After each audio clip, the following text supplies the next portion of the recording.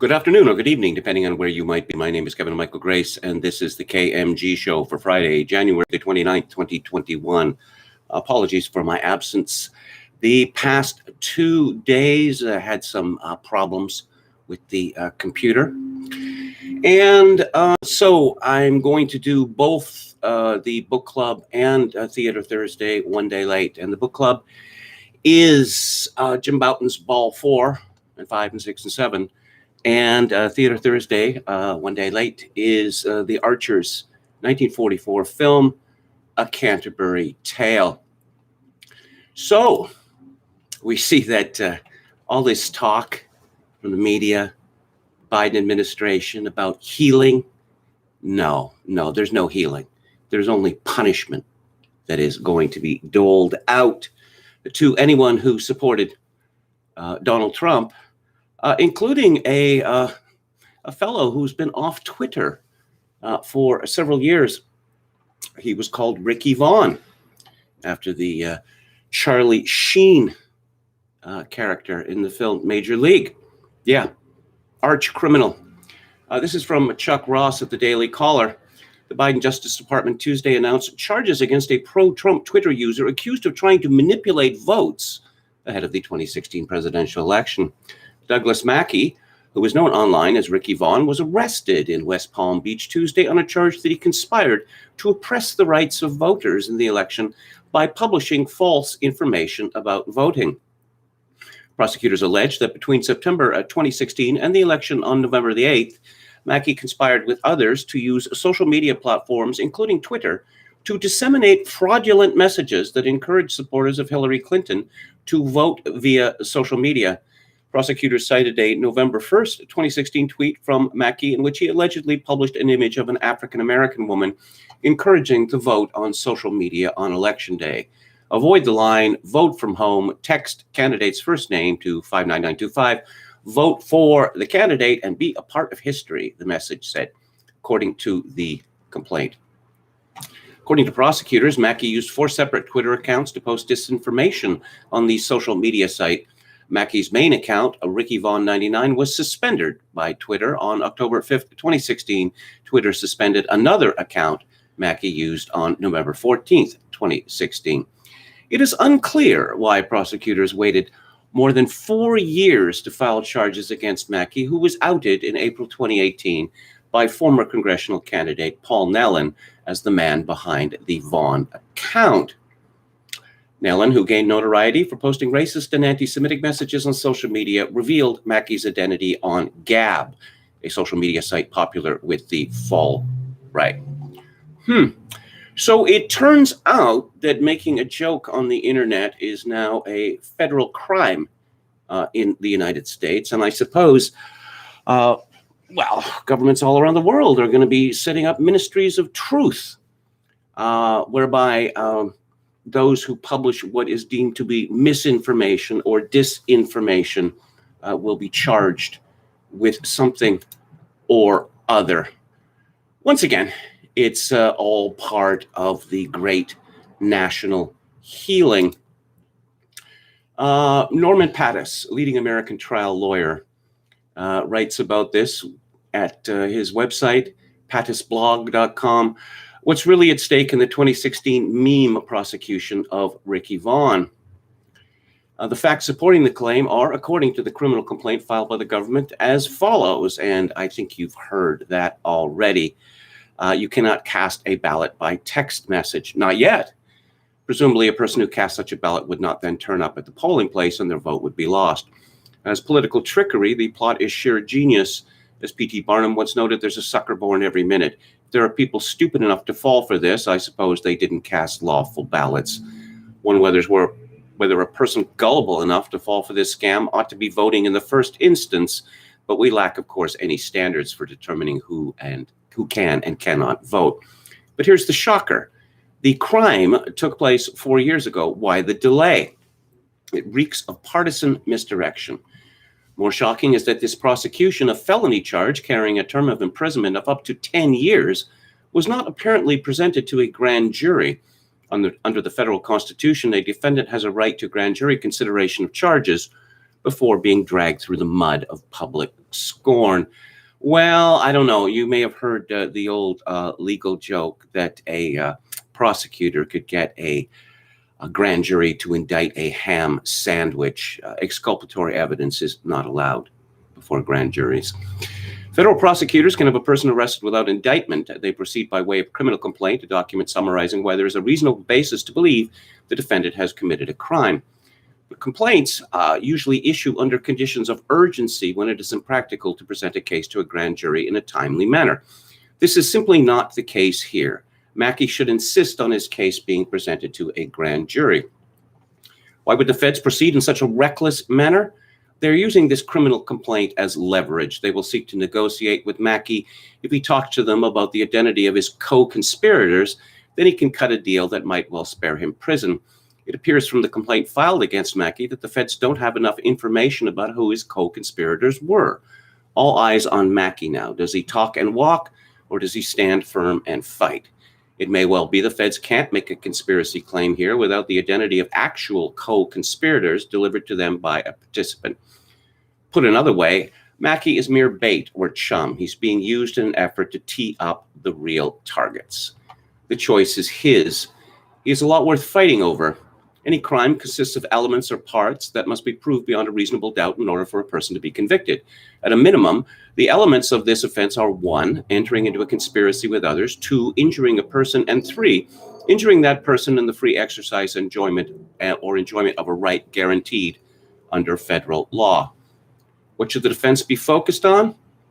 How are the feds going to prove a conspiracy? This isn't rocket science. Follow the internet threads. They either will or will not point to discernible individuals who can be proven to have used the devices associated with their names. This is a work of infinite patience. It also signals why the feds need Mackey as a witness. It's one thing to follow breadcrumbs to the door of a person's home. It's an entirely different thing to prove that that person opened their door and invited someone in for an inculpatory chat. Was there really injury to a person? Who are the 4,900 people who allegedly texted their votes away? For all I know, each of these persons is themselves guilty of trying to cast multiple votes. Do we know whether these folks tried to cast an electronic ballot and then went to the polling place itself? A person motivated enough to follow political issues on Twitter is probably motivated enough to go to the polling place.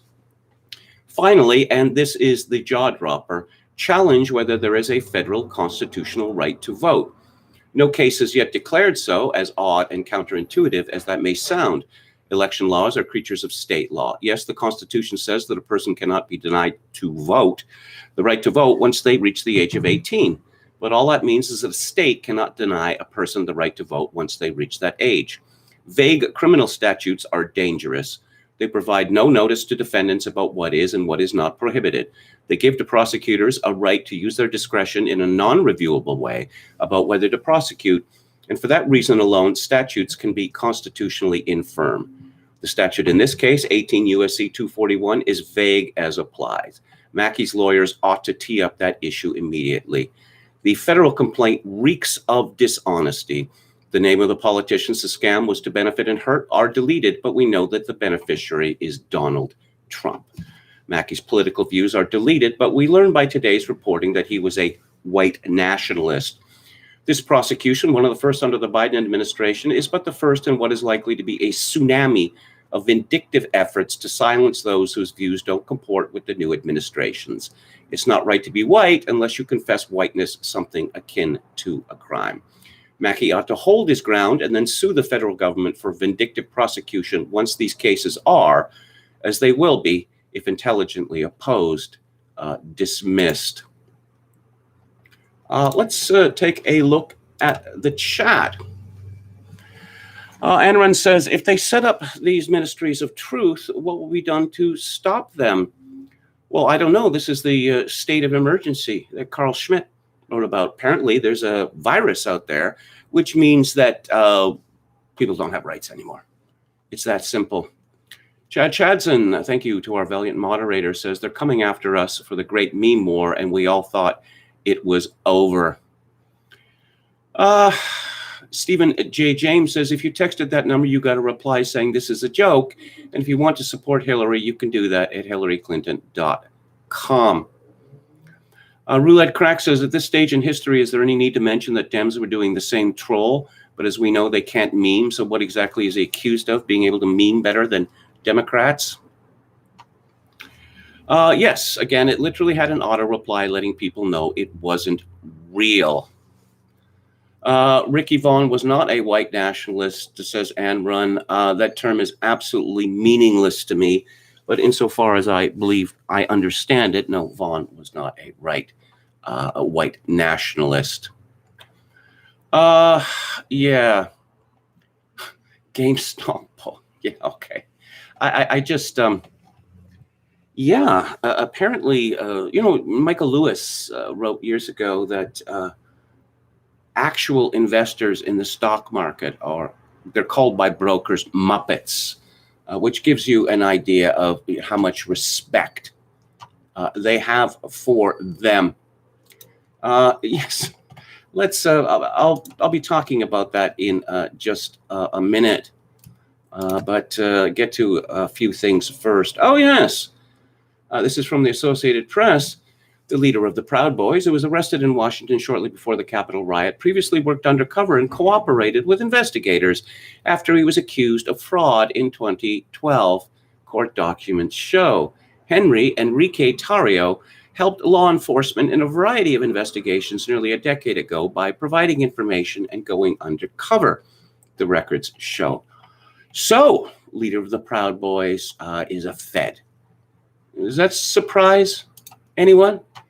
Does it, are there any of these institutions that are not infiltrated by the U.S. federal government? Doesn't seem so. It doesn't seem so at all. Let's see, from Reuters, Proud Boys leader was prolific informer for law enforcement. And he helped authorities prosecute more than a dozen people in various cases involving drugs, gambling, and human smuggling. Law enforcement officials in the court transcript contradict Tarrio's denial.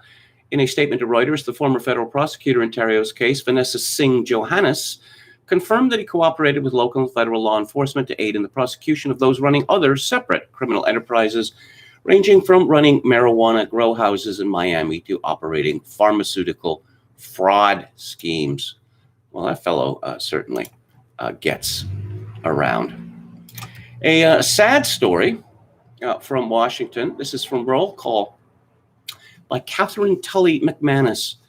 They replay the day in their minds, hear threats when they pick up the phone, and try to keep doing their jobs. Congressional staffers are still struggling in the aftermath of the January 6th attack on the Capitol, whether they hid from the violent mob in their workplace or watched in terror from home. What a shame. Speaker Nancy Pelosi addressed the ongoing toll last week when she told reporters that she attended a session on trauma hosted by the Office of the Attending Physician and Office of Employee Assistance. The items stolen from her office and the glass and furniture broken at the Capitol were simply violations of property, she said, even if they signaled a larger threat to democracy. I respect the Speaker's office and the accoutrement of history that is there, but I'm more concerned about the damage that they did to our staff, to our colleagues in the Congress, to the custodial staff.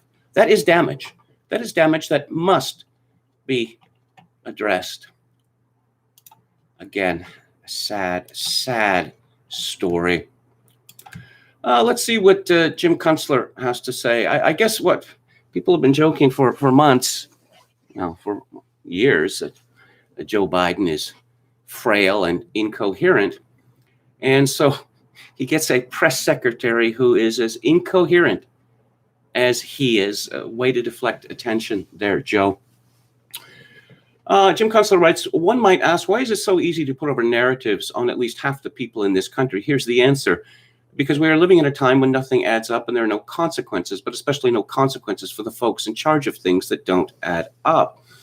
For instance, the January 6th riot at the U.S. Capitol building, the deep state axis of interest, politicians, permanent bureaucrats, Beltway contractors, K Street influencers, shady international NGOs, and most of the news media needed something that would overrule objections to certifying the election. They got what they needed in just the right place for it to happen, the very House of Congress. The objection procedure was neatly sabotaged. The riot launched Donald Trump back into civilian life under a cloud of odium labeled an insurrectionist. It enabled the Democrats to paint their opponents as domestic terrorists and manufacture a narrative that America was under attack by white supremacists.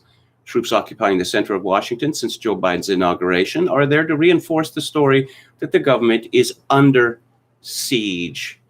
Next, the new regime cooks up legislation to intensify surveillance of U.S. citizens, worked out perfectly for the party of Orwell. Any chance that Antifa or BLM were involved on the scene that day? How is it possible that they would forego the opportunity to mix in with the MAGA crowd and make some trouble happen on Capitol Hill? What could have been easier or more obvious? All they had to do was put on a red hat. One we know for sure is John Sullivan, the founder of Insurgents USA, a Black Lives Matter spinoff, but mainly because he also happened to be an attention whore who went on CNN afterward, where Anderson Cooper introduced him to the nation as a left-wing activist. Was he the only left-wing activist on duty at the Capitol that day? Somehow, I doubt it. The New York Times, Constantly continues, mouthpiece of wokery, is working triple overtime to sell the narrative of white supremacists on the loose. Anyone to the right of woke is now an enemy of the state. Last time I looked, it was Antifa and BLM tearing up the streets, setting federal courthouses and police stations on fire, looting stores, destroying businesses, and injuring policemen in the case of Portland, Oregon, or Seattle, Washington, all summer long. Democrats somehow admitted to label them as any kind of threat to the public interest. Vice President Kamala Harris, then senator, led a campaign to raise bail money for Antifas and BLMs arrested during last year's riots. Woke district attorneys dropped charges against hundreds of them. Governors and mayors sat on their hands. There was no consequence for any of that. If anything, the political right wing of the USA has shown miraculous self-restraint through 4 years of FBI, DOJ, CIA sedition, tech company tyranny, impeachment chicanery, and the rage-fueled calumnies of Pelosi and company, all aggravated by questionable COVID-19 lockdowns and climaxing in, well, I won't finish that sentence. I don't want to get kicked off this stream. How much of the current artificial hysteria these first weeks of the Biden regime is designed to divert attention from the question of who is actually running Joe Biden? My guess would be Barack Obama via Susan Rice, director of the White House Domestic Policy Council and formerly Obama's national security advisor. I would suppose that Rice is on the phone with Obama bright and early every morning and for more than casual conversation. She is surely plugged into the rest of the Obama network too, in effect a shadow government, which may explain the seeming flimsiness of the crew assembled around Joe Biden. Yes, I heard Joe Biden, a clip of him speaking a couple of days ago. And of course, if he were anyone else at any other time, the media would be saying that this is simply unacceptable. But Joe Biden does have 2 dogs. Yes, not 1, but 2. And apparently he's getting a cat as well. Vice reports after 8 years of George W. Bush, the idea of not just electing a black man, but a young, cool, funny, oh yes, Barack Obama, so young, so cool, so funny. And liberal black man was like a drug that other liberals huffed with wild abandon. The most embarrassing expression of this joy was Rama, a fan fiction community for people who shipped President Barack Obama and his then chief of staff, Rahm Emanuel. Of course, Obama would let his constituents down by drone-striking weddings and being dubbed deporter-in-chief by immigration rights activists, and Rahm Emanuel would attempt to cover up a murder as mayor of Chicago. You'd think that milquetoast liberals would have learned from previous attempts to idolize politicians, but behold, a Twitter account role-playing as presidents Joe Biden's dogs. And it is called the Oval Office. Get it? I don't know whether I have the strength to read any of this. But look, there's a man. He's got 2 dogs. You got to love a man with 2 dogs, right? I mean, you got to. You just got to. Okay. So let's talk about GameStop. Oh, Jen Psaki on GameStop stock surge. We have the first female Treasury Secretary.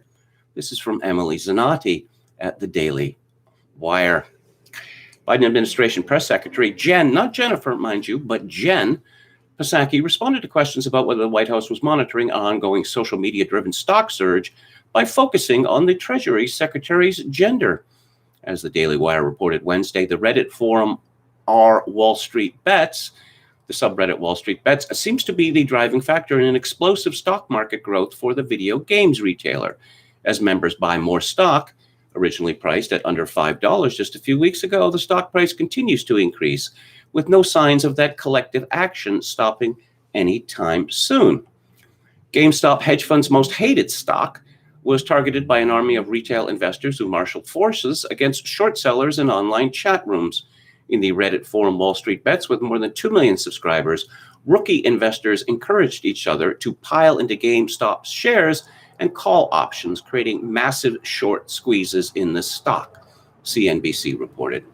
The effect has been immediate and dramatic, and the New York Times reports has spread to other companies. Millions of amateur stock traders collectively are taking on some of Wall Street's most sophisticated investors. They've piled into trades around companies that other investors had written off, pushing stock prices to stratospheric levels, the Times noted. The main focus is GameStop, the troubled video game retailer. Its stock is up 1,600% so far this month, including Wednesday's climb of 120%. AMC Entertainment was up 225% on Wednesday, and BlackBerry is up more than 250% this month. The battle between Wall Street bigwigs and recreational stock buyers, recreational hobbyists. Oh, they're not professionals. I realized that this whole business is an utter scam during the dot-com boom, where some stock would come out, initial price at $3, say, and that day it would go up to 100, and the next day it would typically go up to 150. And I thought, if I could just get my hands on some money, just, making 30, 50 times your investment over and over again, why, I'd be a rich man soon enough. And then it was put to me that I couldn't do that. Well, why not? The shares are up for sale. Oh, yes, IPOs are available only to qualified investors. And I thought, seriously? They can get away with that?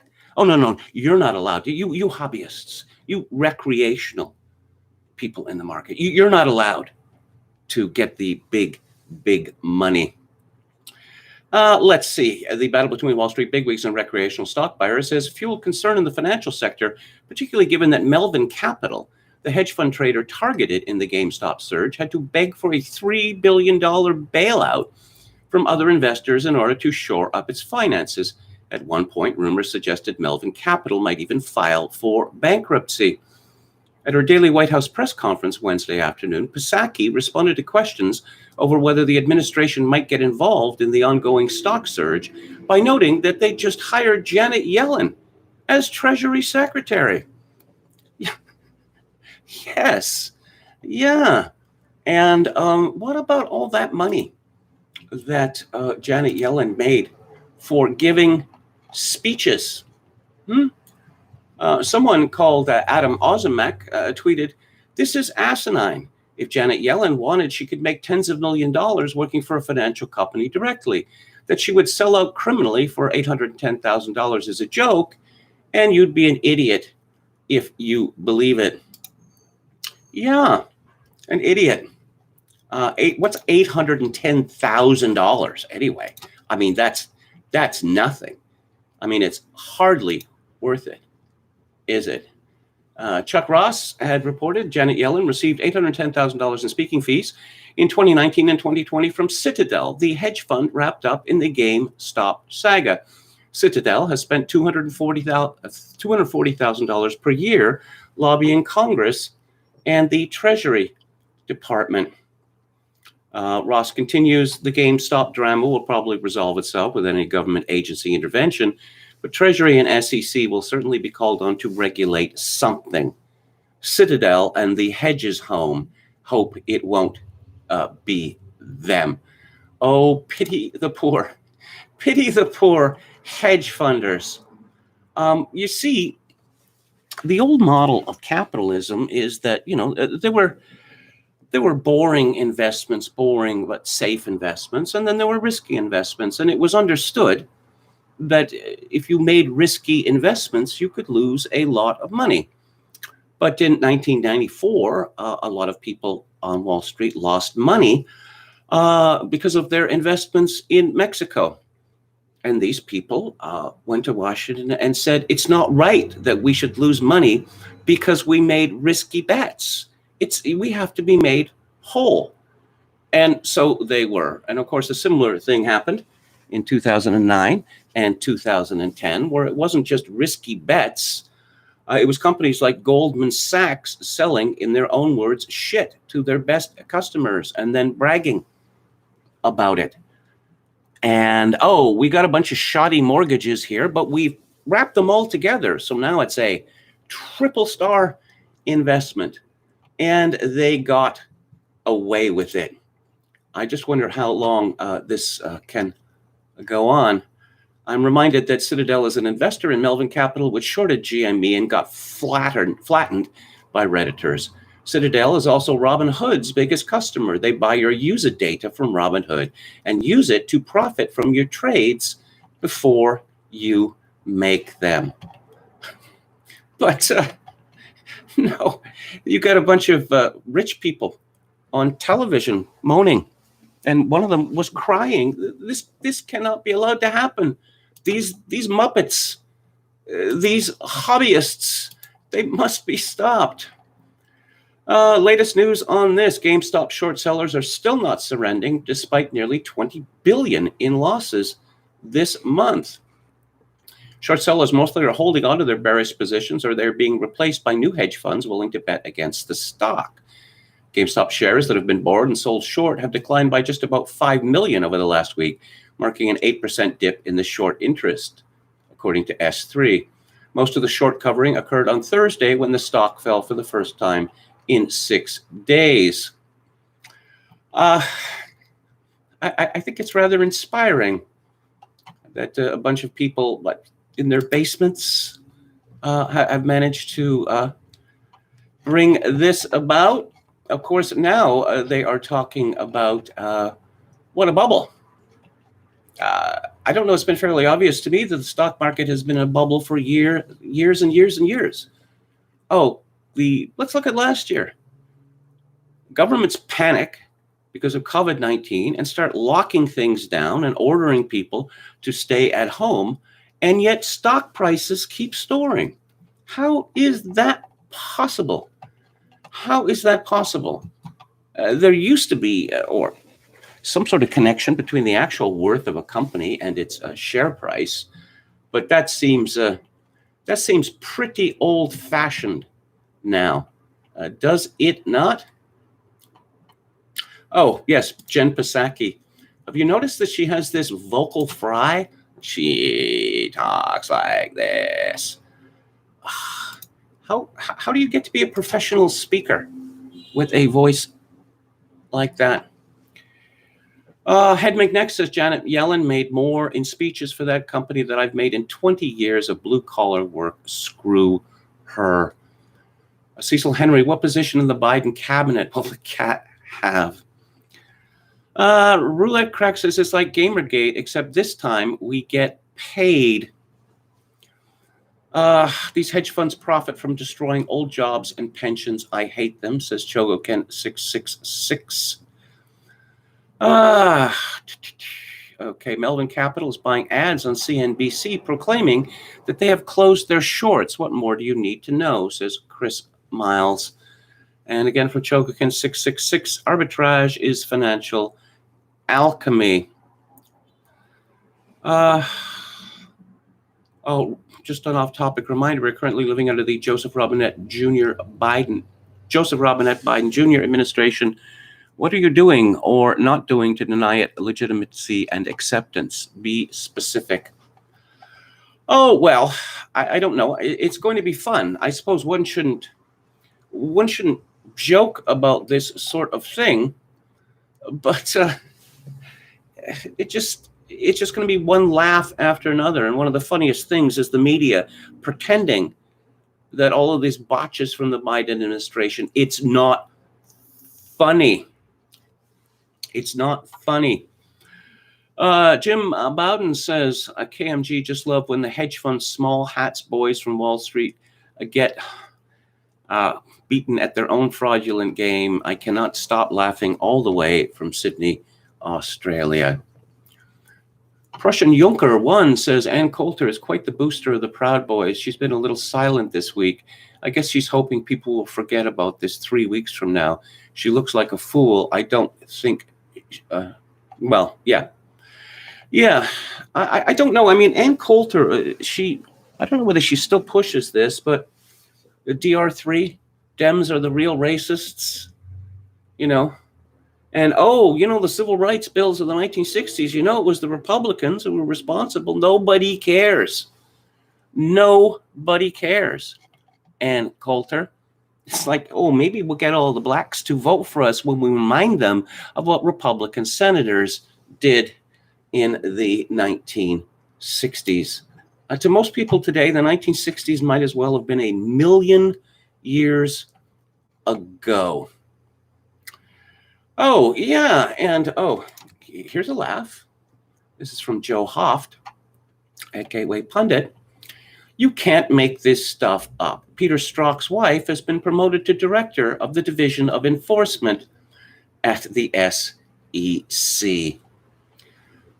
Yes, Melissa R. Hodgman, currently an associate director in the Commission's Division of Enforcement, has been named acting director.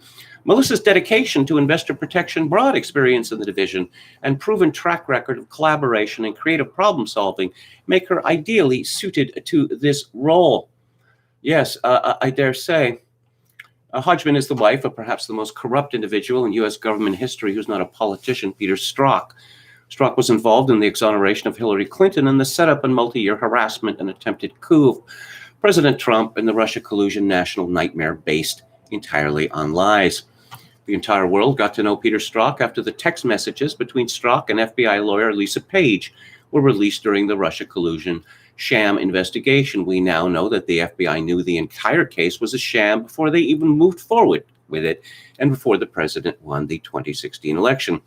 At the same time, Strzok and Page were working on setting up the future president. They were reportedly having an affair. Strzok was at the center of two historical cases, the Hillary Clinton exoneration for email abuse and President Trump's multi-year harassment by the FBI and justice system for a made-up Russia collusion fantasy. Strzok was finally put before Congress, and Representative Louis Gohmert called him out for his lying, specifically lying to his wife. And you might remember he made very strange faces during this. Oh, wait. Kamala Harris's stepdaughter, Ella Emhoff, gets a modeling gig with IMG Models after the inauguration. Yeah, she definitely looks like a model. Are there any women associated with the Biden administration who haven't been given modeling contracts? That young woman who read her own poem, she's been hired as a model as well. I'm looking at pictures of this Emma Emhoff, and it's very creepy indeed, because she styles herself to look like a little girl from old-timey days.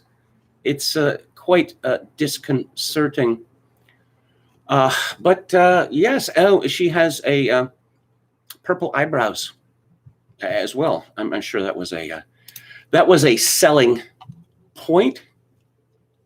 What's going on in the chat?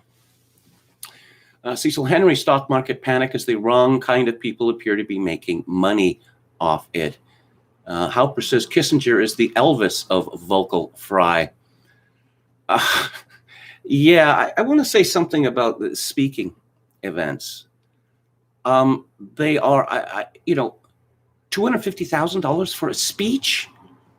Well, maybe if they reanimated George Washington or Jesus Christ showed up, yeah, that would be worth $250,000. But Janet Yellen, is Janet Yellen going to issue a particularly rousing speaker? Is she going to let people in on secrets? Or do they know exactly what she's going to say before she says it? Hot Sauce says Ella Emhoff looks like Weird Al Yankovic. Yes. Oh, Jim Smith reports that she has 18 tattoos. Yeah. I get the feeling that, we're going to learn some things about Ella Emhoff that we'd rather not know. Hey, how about Claudia Conway? She's 16 years old now. Maybe IMG could give her a modeling contract as well. No, I mean, we hear talk about Barack Obama becoming a billionaire. How is that possible? How could that be anything other than a retroactive bribe? Seriously. I mean, he was good to Wall Street. A lot of people figured he would just start cracking skulls after, greedy and incompetent people on Wall Street nearly destroy the world's economy. But no, they got made whole, except for that, one company that was sacrificed. I see that Curt Schilling, I'm going to be talking about baseball in a little while. I see that Curt Schilling is not getting into the Hall of Fame. Greg Couch writes at Outkick, I remember the bloody sock game. I remember it too. The nation was watching. Curt Schilling was pitching hurt for the Boston Red Sox. It was October 2004, and the Red Sox were coming back after losing the first 3 games of the AL Championship Series to their rival, the New York Yankees. Schilling had a tendon surgically repaired, apparently temporarily sewn into the skin around his ankle to hold it in place. So he was able to pitch Game 6. He kept going and going, his white sock bloody. The cameras kept zooming in on it. Schilling was heroic. And as the drama of the night built, you couldn't help but wonder one thing. What does Schilling think about the Iraq War? Of course, that isn't true. I couldn't have cared less what Schilling thought about anything that night, or for that matter, anything he thinks about tonight. I was thinking, oh my God, how much more could he do? Will the ankle hold up? It did. He won. And Boston went on to win the World Series and break the curse of the Bambino. Schilling is responsible for one of the great and iconic moments in baseball history. He was one of the all-time great postseason pitchers and had more than 3,000 regular season strikeouts in his career. Yet tonight, we're going to find out if he has been passed over for the 9th time. Indeed, he was. It's going to be close. About 46% of the ballots have been made public, and of those, Schilling is getting 75% of the vote. That number, 75%, is the minimum needed. Schilling probably won't make it. Why is that? Because he likes Donald Trump. And because his support of things like what happened at the Capitol on January 6th turns off baseball writers. Cancel culture? Yes, if Schilling is canceled, he should definitely be in the Hall of Fame. But the baseball writers who vote on this want to be the thought police too.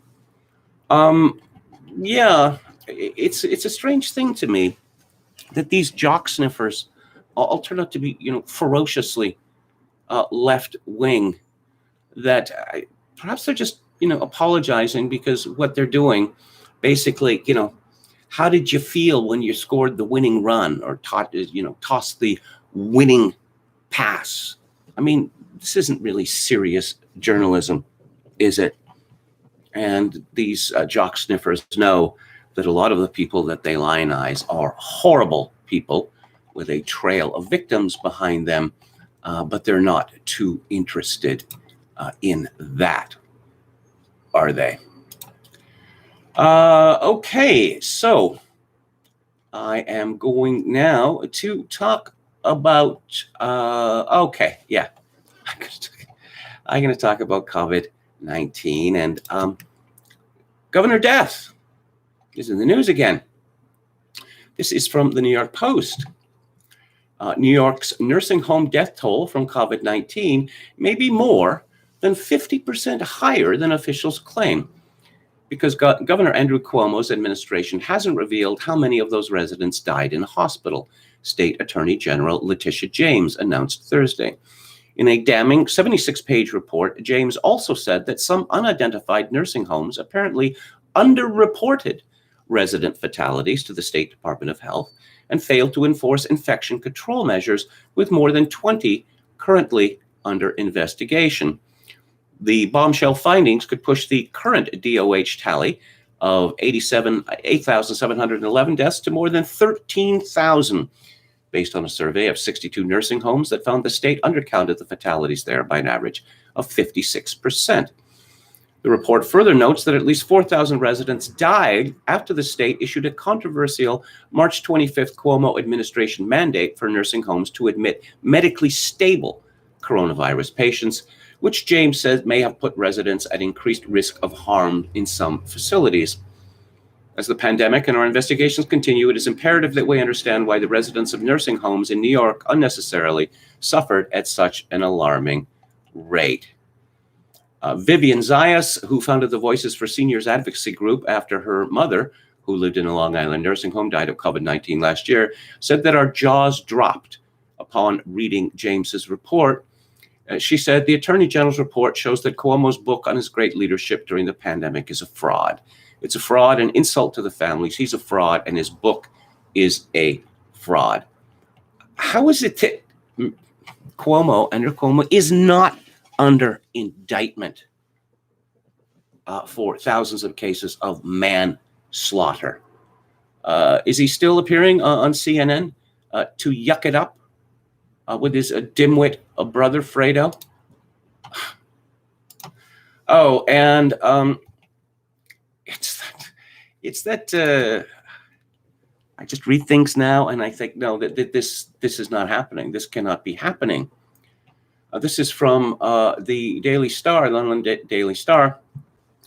Piers Morgan reveals intention to run for prime minister if his turn to serve came. Yeah. Outspoken Piers Morgan is never one to hold back. While grilling those in power, it appears that he may soon be the one facing a grilling from the public and media. The former newspaper editor has recently been at the center of a frenzy, with millions of people hoping he runs for office and eventually sit in Downing Street as the prime minister. Really? That's happening?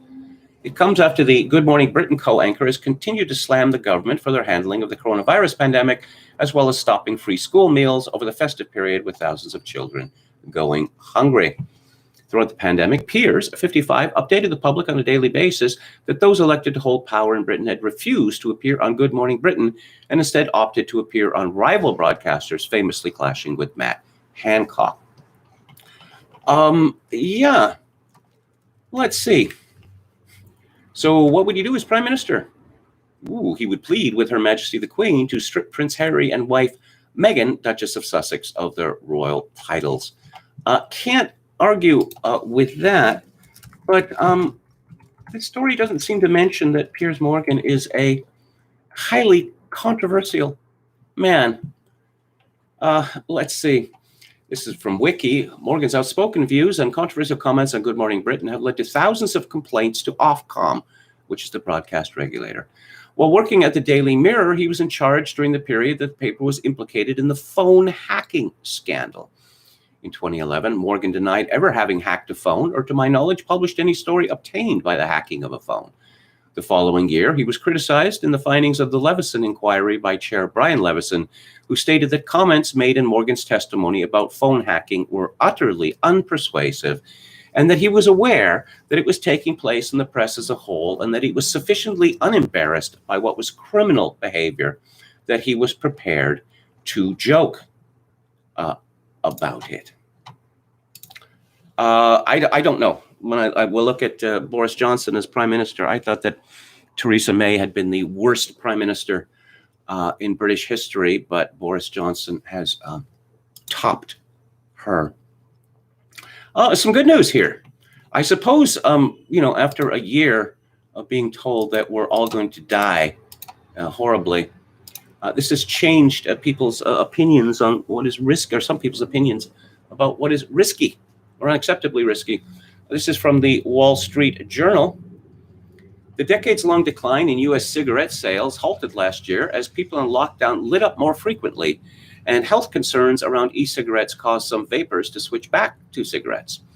Before the pandemic, U.S. cigarette unit sales had been falling at an accelerating rate, hitting 5.5% in 2019 as smokers quit or switched to alternatives like e-cigarettes. The pandemic has put the brakes on that slide. In 2020, the U.S. cigarette industry's unit sales were flat compared to the previous year, according to data released Thursday by Marlboro maker Altria Group, Inc. People had more opportunities to smoke because they spent more time at home and had more money to spend on cigarettes because they spent less on gas, travel, and entertainment. They drank more liquor, too. At the same time, some e-cigarette users turned back to combustible cigarettes because of increased e-cigarette taxes, bans on flavored vaping products, and confusion about the health effects of vaping, consumers and industry officials say. Altria on Thursday didn't offer a projection for cigarette sales in 2021, saying it would depend in part on the rollout of the COVID-19 vaccine and how consumers' behavior changes after they were vaccinated. Let's take a look at lockdown skeptics. Where Britain is going to be closed. Oh, government planned phased exit strategy. This is from Will Jones. The Telegraph reports that ministers are working on a 3-stage plan to end lockdown in Britain, with officials preferring a phased approach where restrictions are eased at least a month apart so the impact can be monitored. The Mail reports that the slow pace may be because the government wants to lift restrictions nationally rather than returning to local tiers to avoid spread from hotspots and annoying Andy Burnham. You ever heard of a writer with The Guardian called George Monbiot? Well, he has very much in favor of the Ministry of Truth and misinformation. It's got to be a crime. Yeah. And he's serious. He's serious about this. COVID lies cost lives. We have a duty to clamp down on them. Why do we value lies more than lives? Oh, boo, groan, hiss. We know that certain falsehoods kill people. Some of those who believe such claims as coronavirus doesn't exist. It's not the virus which makes people ill, but 5G. Vaccines are used to inject us with microchips, fail to take precautions, or refuse to be vaccinated, then contract and spread the virus. Yet we allow these lies to proliferate. We have a right to speak freely. Oh, really? We also have a right to life. Wow. They abolished abortion in the United Kingdom? When malicious disinformation, claims that are known to be both false and dangerous, can spread without restraint, these two values collide head on. One of them must give way, and the one we have chosen to sacrifice is human life. We treat free speech as sacred, hardly, but life is negotiable. When governments fail to ban outright lies that endanger people's lives, I believe they make the wrong choice. Yes, misinformation is not free speech. It's hate speech or something close to that.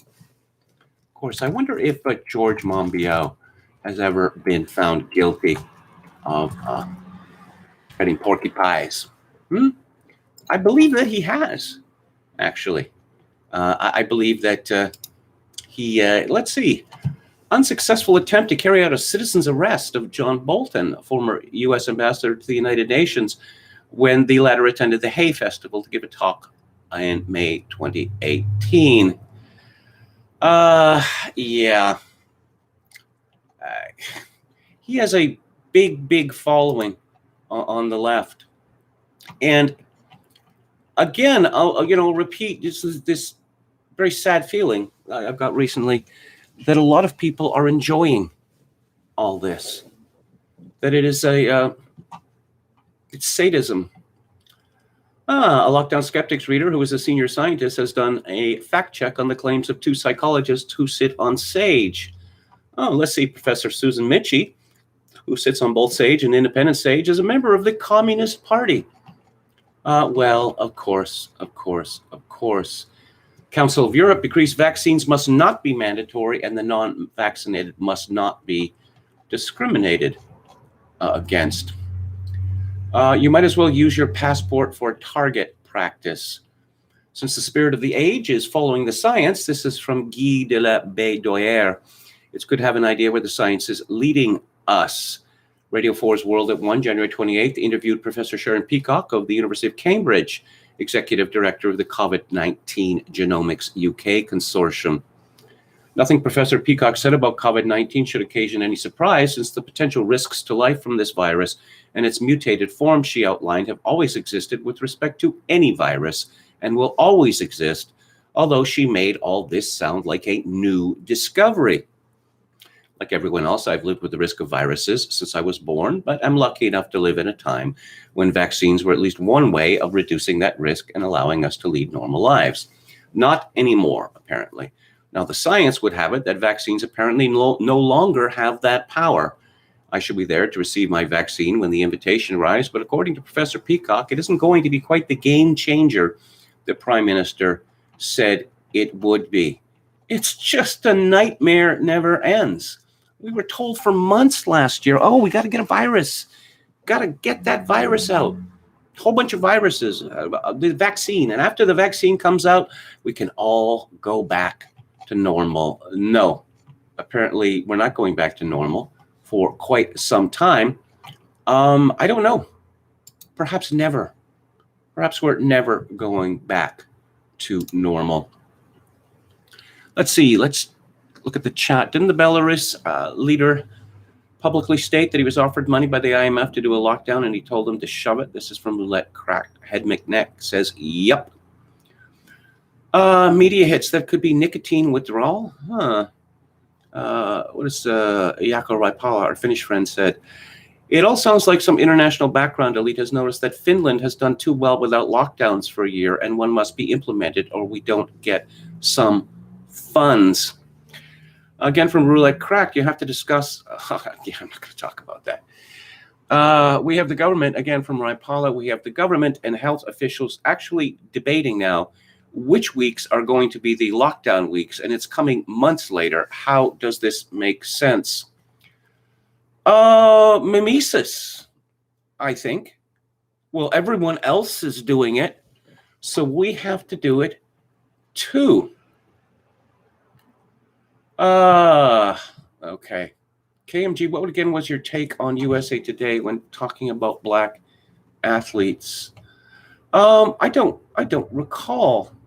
I don't. I mean, I noticed that I used to read USA Today on a daily basis, and you learn to pick up, euphemisms that they used to suggest that someone in sports, say, was homosexual or, a dodgy character.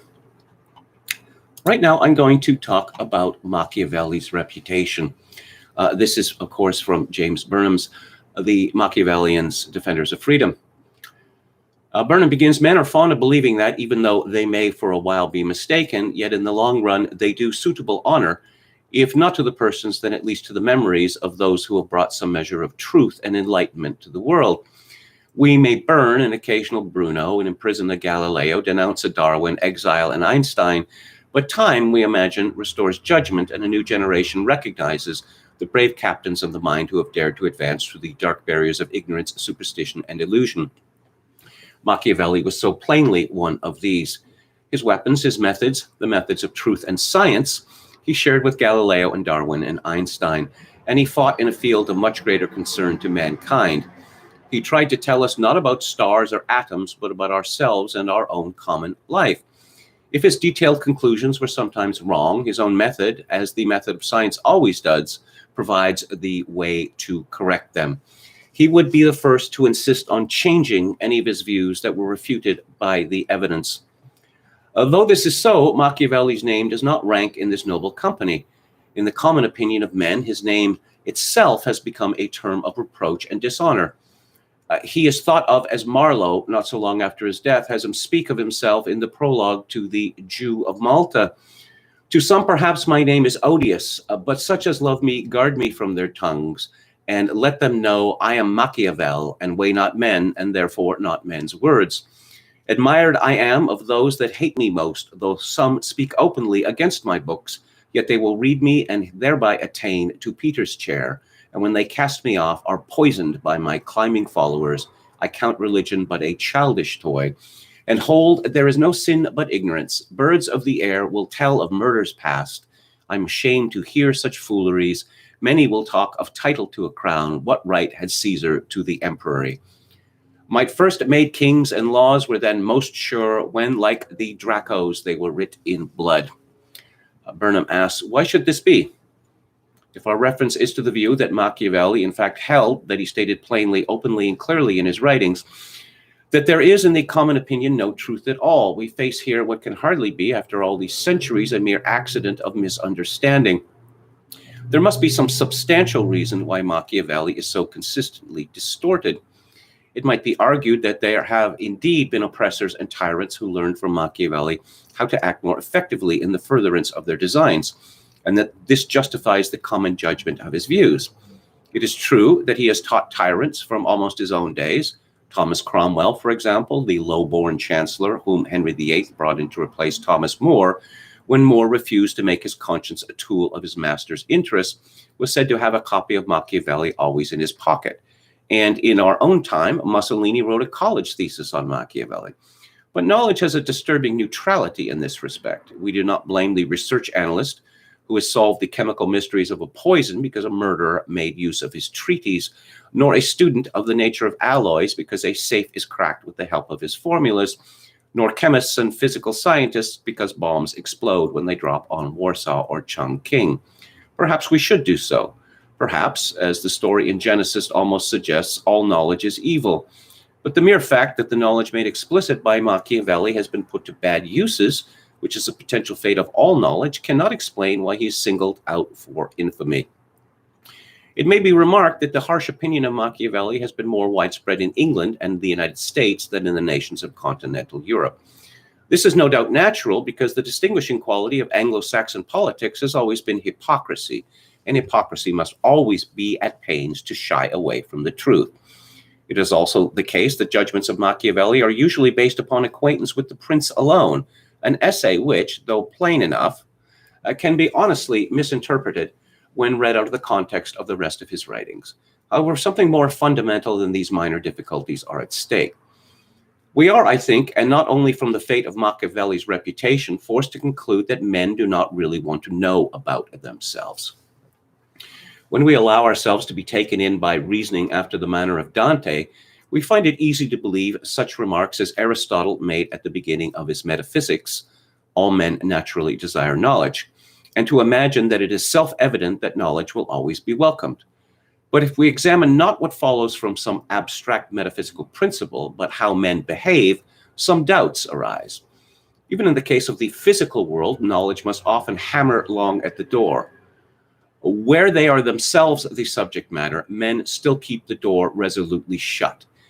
It may be that they are right in this resistance. Perhaps the full disclosure of what we really are and how we act is too violent a medicine.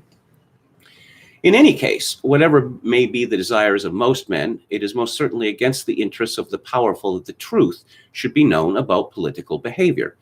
If the political truths stated or approximated by Machiavelli were widely known by men, the success of tyranny and all the other forms of oppressive political rule would become much less likely. A deeper freedom would be possible in society than Machiavelli himself believed attainable.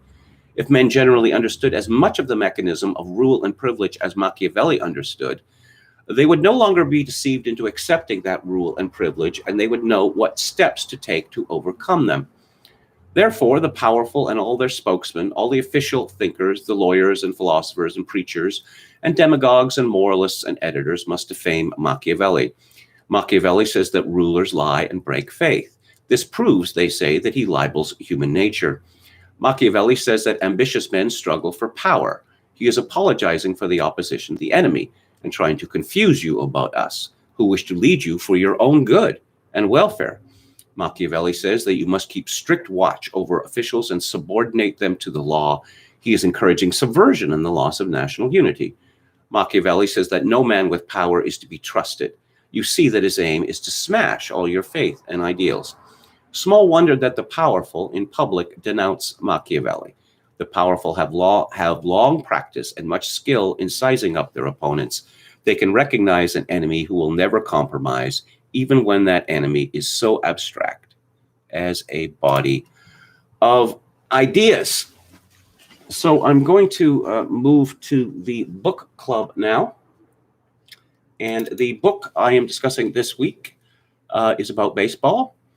It is a memoir by Jim Bouton, who was a star with the New York Yankees in the 1960s. And then he suffered from arm trouble. He won over 20 games in one season. He won 2 World Series games in the 1964 World Series. So he didn't have the arm strength, to deliver the fastballs that had made him once a outstanding pitcher. So he was traded to Seattle. He ended up in Seattle, a very strange baseball team called the Seattle Pilots, which existed for only 1 season. And then the club went broke, and the club was moved to Milwaukee, where they became the Milwaukee Brewers. And Jim Bouton decided that he was going to be a knuckleballer. And knuckleball is a tricky pitch to master. I don't know. It seems to me that knuckleballers, they typically have ERAs around 4.50. They'll have 1 good game, 1 terrible game, 1 terrible game, 1 good game. I don't know how you could. I don't know. I'm not sold on the knuckleball. This book, Ball 4, and there were 3 sequels to it, which you can get all together in one book now. It came out in 1970, and it's a diary of a season with the Seattle Pilots, and there are many anecdotes about famous players that he had worked with in the past, including Mickey Mantle. He liked Mickey Mantle. But you see, this book was a sensation because he said things that were not supposed to be said. I mean, everybody in baseball knew that Mickey Mantle was a booze hound, but I suppose Mickey Mantle was a heroic figure. He was certainly a hero to me when I was a boy. I guess I read this book, I think, in 1971, and it was passed on to me by a friend, as if it were subversive literature. It's a very, very funny book. I have to say, though, it's a rather sad book as well, because Jim Bouton did not have a particularly happy season in 1969, and he was very unhappy with the team, particularly the manager, who did not work pitching coach. They couldn't seem to make up their mind whether they actually even wanted a knuckleballer, and insisted that he work on his other pitches as well, which Bouton did not want to do because these other pitches of his were crummy. Jim Bouton writes, introducing the book, with the first printing of only 5,000 copies, I was certain that Ball 4 was headed the way of all sports books. And then a funny thing happened.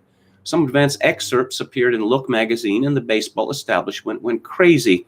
The team owners became furious and wanted to ban the book. The commissioner, a Bowie Ayatollah Kuhn, called me in for a reprimand and announced that I had done the game a grave disservice. Sports writers called me names like traitor and turncoat. My favorite was social leper. Dick Young of the Daily News thought that one up. The ball players, most of whom hadn't read it, picked up the cue. The San Diego Padres burned the book and left the charred remains for me to find in the visitors' clubhouse. While I was on the mound trying to pitch, players on the opposing teams hurled obscenities at me. I can still remember Pete Rose on the top step of the dugout screaming, "Fuck you, Shakespeare." All that hollering and screaming sure sold books. Ball 4 sold 500,000 copies in hardcover and 5 million in paperback, and got translated into Japanese. It's the largest selling sports book ever. I was so grateful I dedicated my second book, I'm Glad You Didn't Take It Personally, to my detractors. I don't think they appreciated the gesture. And I suppose he was upset with the New York Yankees because he was never invited to the Old Timers game. And, well, the story goes is that George Steinbrenner didn't want him there. Of course, George Steinbrenner was not the owner of the New York Yankees when Ball 4 came out. There was another rumor that Mickey Mantle, the great Mick, had said that if Jim Bouton is invited, I am not appearing. And at the time, Yogi Berra was not invited, even though he's one of the most popular Yankees in the history of the team. A lot of the later additions to Ball 4 deal with this situation. Bouton's daughter died in a car crash at the age of 34, and it I don't know, it basically took away 2 years of his life, the way he explains it. He was just so overcome with grief.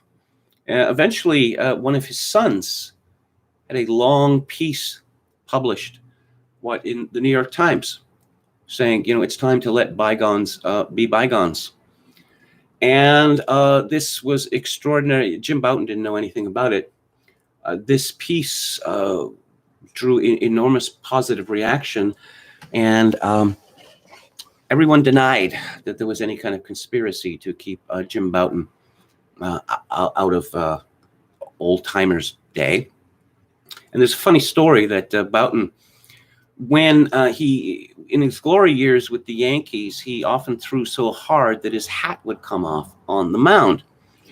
And people, this was associated with him. His nickname in those days was Bulldog. And so Mel Stottlemyre, who had been an excellent pitcher for the New York Yankees, ended up as pitching coach with many teams. His son played for the Toronto Blue Jays, one of their World Series winning teams. So Mel Stottlemyre told him, you have to the fans want to see your hat come off. And he said, I can't pitch hard enough for that to happen. He said, just put it lightly on your head so that when you move, it'll fall off, which it did. And the crowd got a real kick out of that. At the time that Ball 4 was written, the balance of power between the owners and players was almost entirely on the side of the owners. Yes. I believe the overreaction of Ball 4 boiled down to this. People simply were not used to reading the truth about professional sports. The owners, for their part, saw this as economically dangerous. What made them so angry about the book was not the locker room stories, but the revelations about how difficult it was to make a living in baseball. The owners knew that public opinion was important in maintaining the controversial reserve clause, which teams used to control players and hold down salaries. They lived in fear that this special exemption from the antitrust laws, originally granted by Congress and reluctantly held up in the courts, might someday be overturned. To guard against this, the commissioner and the owners, with help from sports writers, had convinced the public, the Congress, the courts, and many players that the reserve clause was crucial in order to maintain competitive balance. As if there was competitive balance when the Yankees were winning 29 pennants in 43 years. The owners preached that the reserve clause was necessary to stay in business and that ball players were well paid and fairly treated. Mickey Mantle's $100,000 salary was always announced with great fanfare, while all the $9,000 and $12,000 salaries were kept secret. The owners had always insisted that dealings between players and teams be kept strictly confidential. They knew that if the public ever learned the truth, it would make it much more difficult to defend the reserve clause against future challenges. So in the course of this book, 1969, Jim Bouton gets shuffled around. Demoted to Vancouver and then brought back and then traded to Houston. And it's really rather hard to believe that he is having to chase down general managers for a couple $100 in moving expenses.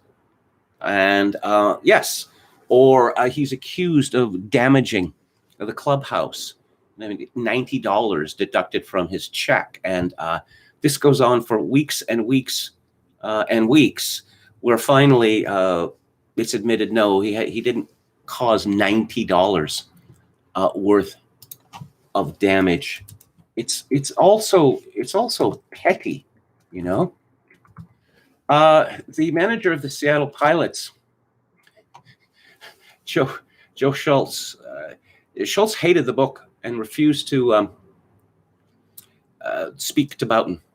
He thought he came off very badly in the book. I don't know. Boughton thinks that he was good to Schultz. Essentially, his opinion on Schultz was that he was a terrible manager, but he was a funny guy. And this is from April the 7th. Today, the day before opening day, Joe Schultz says, well, it's back to the old salt mine, boys. Later, he encountered Tommy Davis and asked if that was an old Budweiser he was pouring down. No, a Coke, Davis said. And Joe Schultz said, that's not too good for the old stomaco.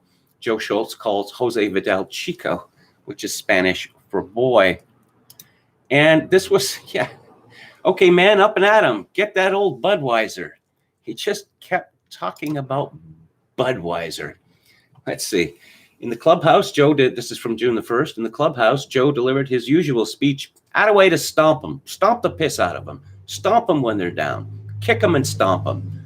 And add a way to go, boys. Pound that old Budweiser into you and go get them tomorrow. That stuff really lays us in the aisles. I'm going to, if you haven't read the book, I'm going to read you what I think is the funniest anecdote in it. That let's see. He's talking about Mickey Mantle here. Like everyone else in the club, I ached with Mantle when he had one of his numerous and extremely painful injuries. I often wondered, though, if he might have healed quicker if he'd been sleeping more and loosening up with the boys at the bar less. I guess we'll never know. What we do know, though, is that the face he showed in the clubhouse, as opposed to the one he reserved for the outside world, was often one of great merriment. I remember one time he'd been injured and didn't expect to play, and I guess he got himself smashed. The next day, he looked hungover out of his mind and was sent up to pinch hit. He could hardly see. So he staggered up to the plate and hit a tremendous drive to left field for a home run. When he came back into the dugout, everybody shook his hand and leaped all over him, and all the time he was getting a standing ovation from the crowd. He squinted out at the stands and said those people don't know how tough that really was. Another thing about Mantle, he was a pretty good practical joker. One time he and Whitey Ford told Joe Pepitone and Phil Linz that they'd finally arrived, that they were ready to go out with the big boys. Mantle told them to get dressed up, tie and all, this was in Detroit, and meet them in a place called The Flame. Mickey gave them the address and said to be sure to ask for Mickey Mantle's table. Pepitone and Linz were like a couple of kids at Christmas. They couldn't stop talking about what a great time they were going to have with Mickey Mantle and Whitey Ford. They got all fancied up, hopped into a cab, and told the driver to take them to The Flame. After about half an hour, the cab pulled up in front of a place that was in the heart of the slum section, a hole in the wall with a broken plate glass window in front and a little broken down sign over the door, The Flame. No Mantle, no Ford, no table. There's an awful lot in this book about Mickey Mantle, which makes sense because he was the greatest ball player of his generation. Boughton writes, I won't forget the time, 1962 it was, in Kansas City. I was sitting alone in a restaurant eating when Mickey and Whitey Ford came in, and Mickey invited me to eat with them and picked up the tab and made me feel good all over and like a big shot besides. On the other hand, there were all those times when he pushed little kids aside when they wanted his autograph, and the times when he was snotty to reporters, just about making them crawl and beg for a minute of his time. I've seen him close a bus window on kids trying to get his autograph, and I hated that look of his. When he'd get angry at somebody, it'd cut him down with a glare. Bill Gilbert of Sports Illustrated once described that look as flickering across his face like a nicotinating membrane in the eye of a bird. And I don't like the Mantle who refused to sign baseballs in the clubhouse before the games. Everybody else had to sign, but little Pete forged Mantle's signatures. So there are thousands of baseballs all around the country that have been signed not by Mickey Mantle, but by Pete Provite. There's a lot of talk of race relations in Ball 4. And Jim Boughton is very keen to let us know just how much of a liberal, how enlightened he is. And I don't know, it's all very, very dated now. And I have to say, it gets irritating. Let's see. Here's an example. I found the plane ride from Atlanta to San Diego interesting because of a long discussion I got into with Leo McFadden, infielder black, Doug Rader, infielder white, and Scipio Spinks. Now, there's a name, pitcher black. McFadden was talking about the first time he ever ran into prejudice. He'd grown up in Los Angeles in a mixed neighborhood and never had a single racial encounter until he was a baseball player in Georgia. The team bus stopped at a restaurant and all the players piled in. The man behind the counter asked McFadden if he'd like to come back and eat in the kitchen.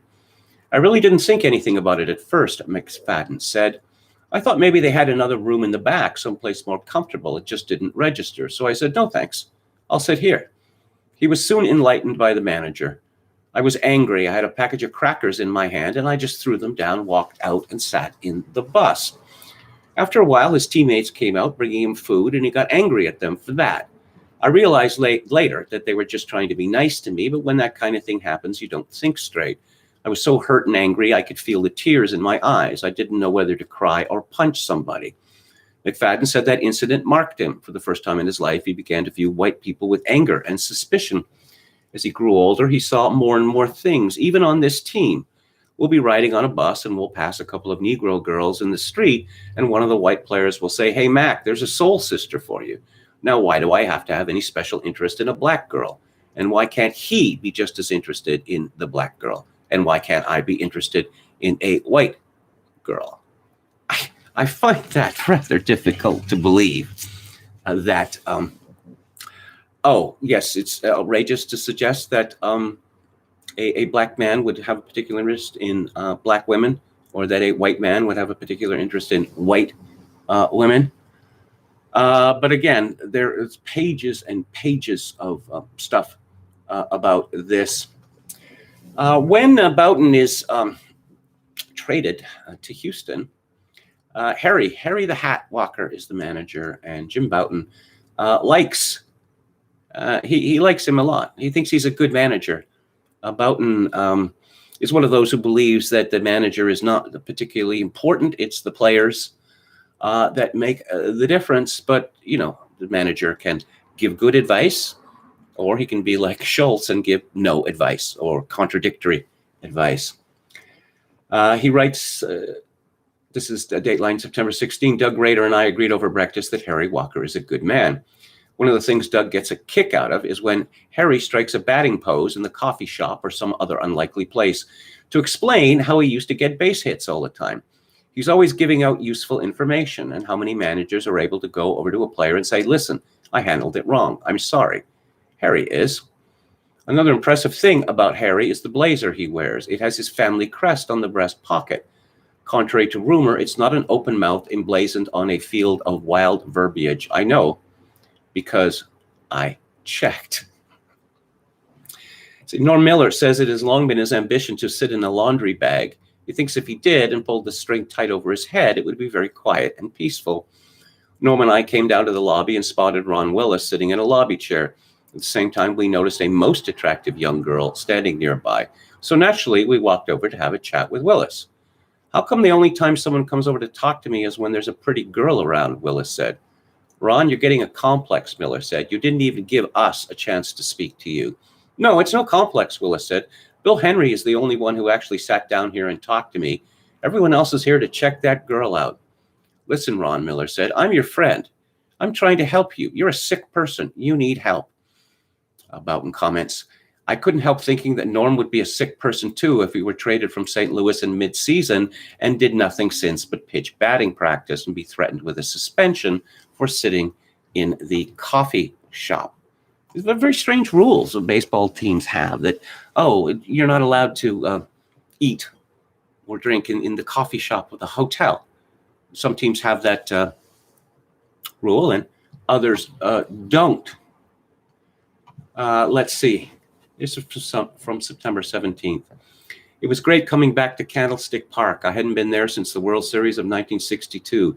The odor of the clubhouse was strangely familiar. I remember where all the guys had their lockers and the table in the middle of the room loaded with 10 dozen baseballs for us to autograph.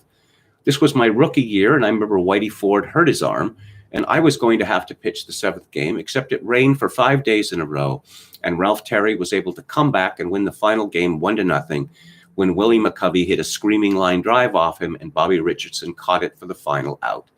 And I remember the police escorts we had whenever we went, sirens screaming.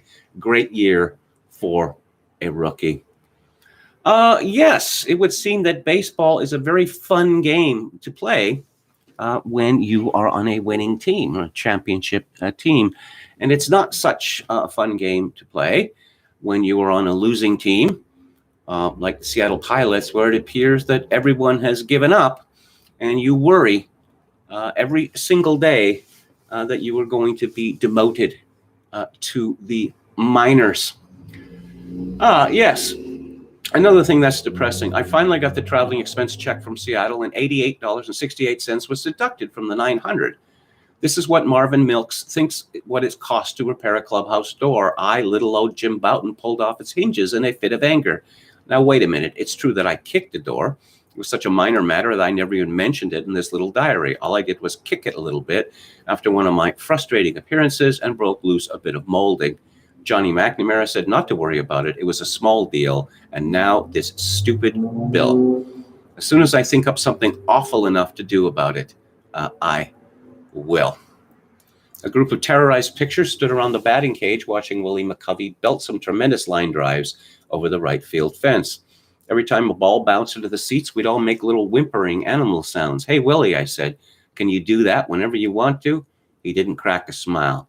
Just about, he said, and he hit another one. More animal sounds. Yes, the Houston Astros had a team song, which I'm not going to quote here because it is exceedingly profane. But this book is an awful lot of fun, I have to say. And it really does give, an insight into baseball, or at least as it was played back then.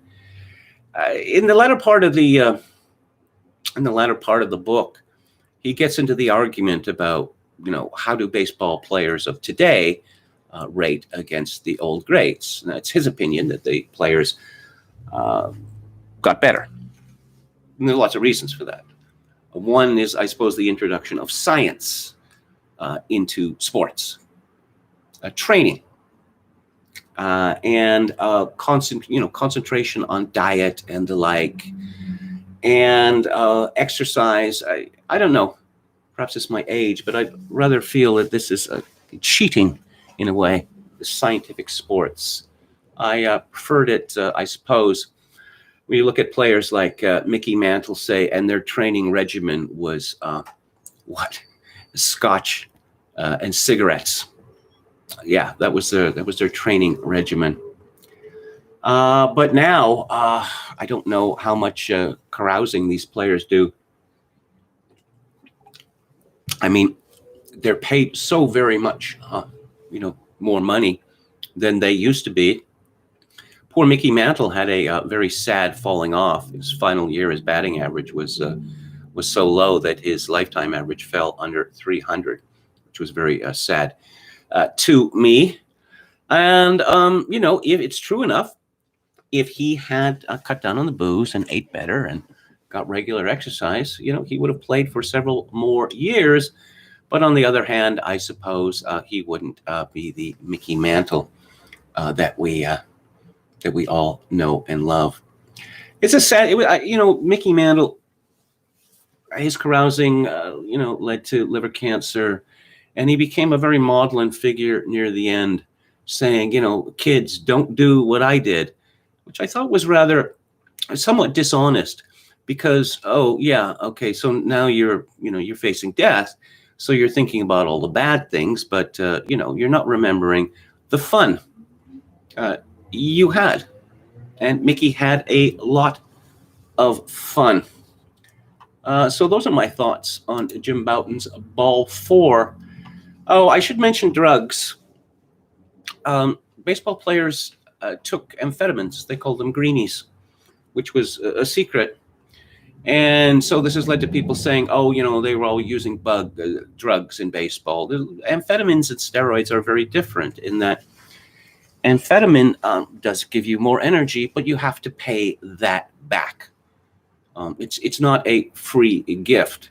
Now, using steroids will catch up with a player, but typically, many years in the future. There's not a lot about Boughton's wife in Ball 4, and I suppose there's a reason for that. That his wife and another player's wife, who was a friend of Boughton's, they wrote their own book, which was a kind of revenge.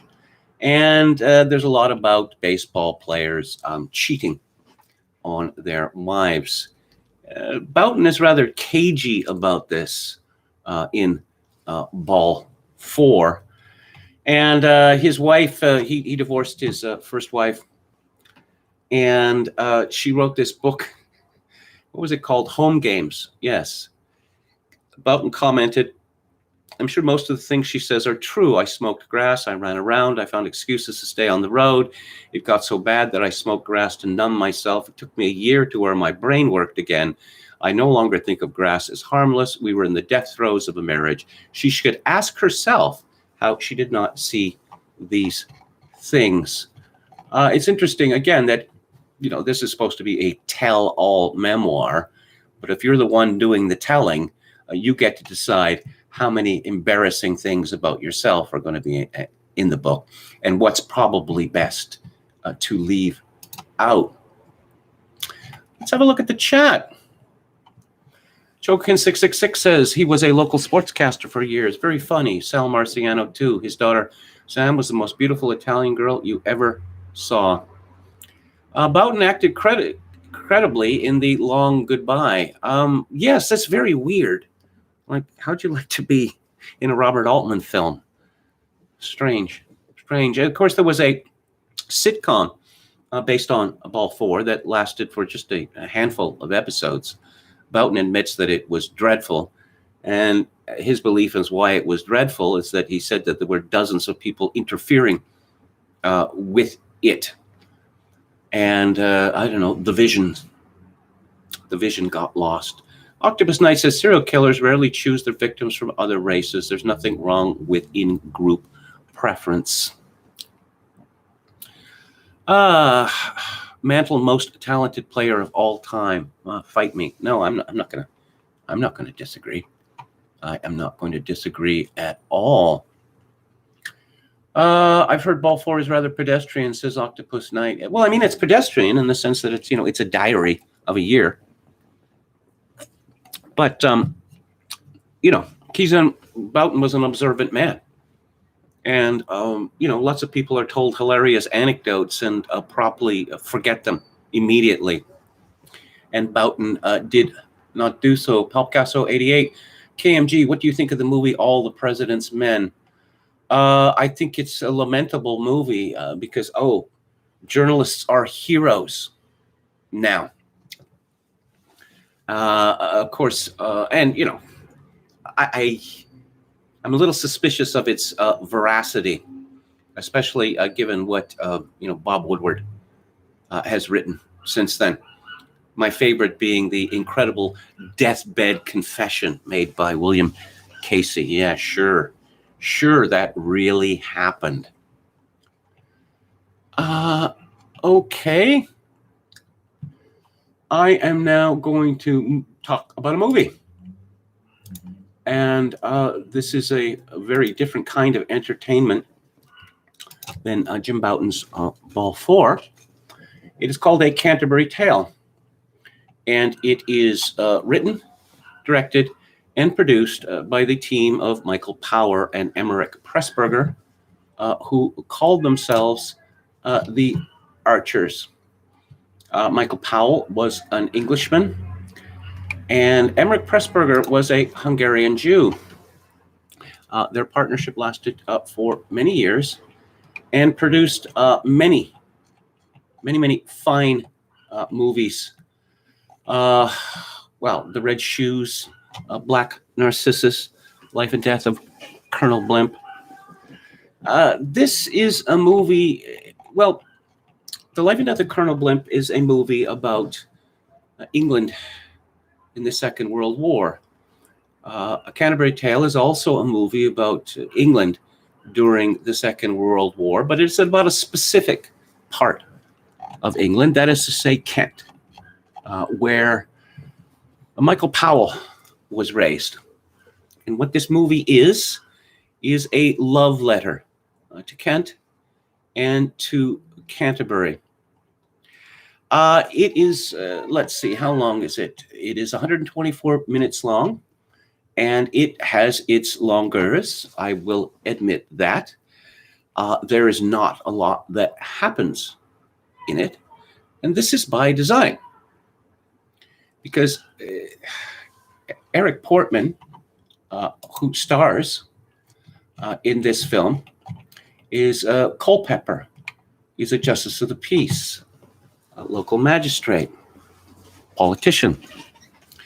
And he is determined to educate as many people as he can as to the beauties of Kent and its history, and in how men, just like men and women, just like today, they have been here for hundreds and hundreds of years.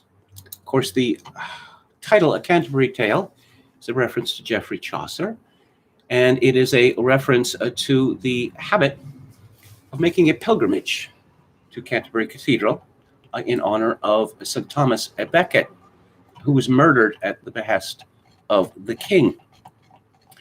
And people go to Canterbury, make the pilgrimage to Canterbury for penance or seeking blessings. And we see that the three unlikely figures, played by Sheila Sim, Dennis Price, and real-life Sergeant John Sweet of the U.S. Army, they are indeed looking for blessing going to Canterbury, although the movie takes its sweet time in getting them there. And we are in the country throughout Chillingbourne. And a very strange thing happens at the beginning of the film, that Sheila Sim plays a young woman called Alison Smith, who is what's called a land girl. That is to say, she was a member of the Women's Land Army. She is with the two soldiers, a British sergeant and an American sergeant. And there's a running gag in the film that the English mock the American uniform because the stripes are upside down, or so it seems to the British. Alison Smith is attacked by a man who pours glue on her head. And it appears that there have been numerous attacks, and they've all been on women. And so the three decide that they are going to solve this mystery, which they eventually do. But why would anyone put glue in the hair of women?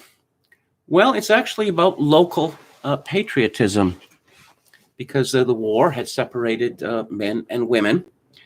And so, the soldiers, there's a camp built right outside Chillingbourne. And of course, the soldiers are much interested in the local talent, as they would say. And our JP is not in favor of this. Eric Portman, as I say, plays Thomas Culpepper. And this is a really fine performance because he is a bit of a wacko, as Dennis Price says, as he plays Sergeant Peter Gibbs, that he's a strange man to know, a strange man to understand. But throughout the movie, we do come to understand him, and we come to understand his motivation, that he's trying to explain to Sergeant Gibbs, about his passion for the country and his belief that people should understand the importance of it. And he talks about before the war. And Gibbs says, "You're still doing this during the war?" And he says, "What better time?" Yes, what better time? Exactly. That this movie and Colonel Blimp, I suppose they are entries in the field of, of the genre of why are we fighting?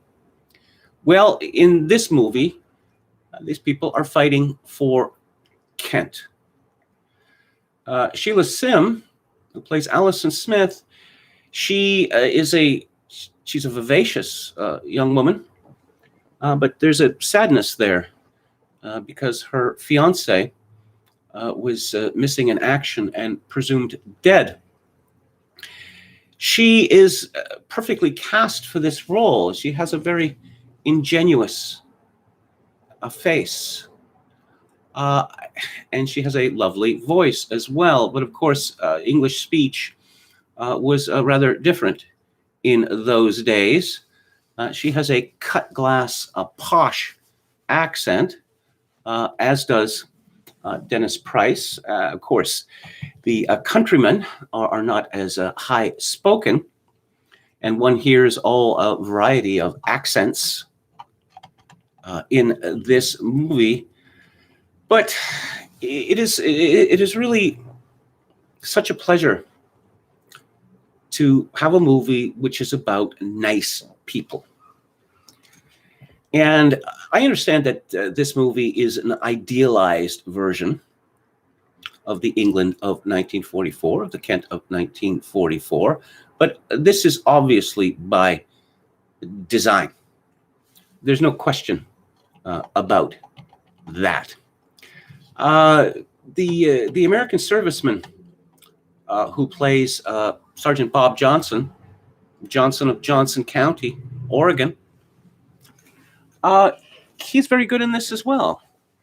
That, the tradition of the ugly American in films, well, he is the opposite of that. He's a homespun fellow who says sure and all right a lot, but he is unfailingly polite, and he is interested. He's interested in where he has found himself, and he is interested in its history. Dennis Price's character, well, of course, Dennis Price specialized in rather louche characters. He seems quite a cynical man. It turns out that he's suffering from thwarted ambition, that he trained as a organist for 9 years, but was forced to find employment. And he currently, well, before the war, was playing organ in a cinema, which pays £30 a week, which we hear a great deal of. He, he throws this amount of money around that he's very proud of it, but it's obviously defensive on his part, because it's not what he would have wanted to have done with his life.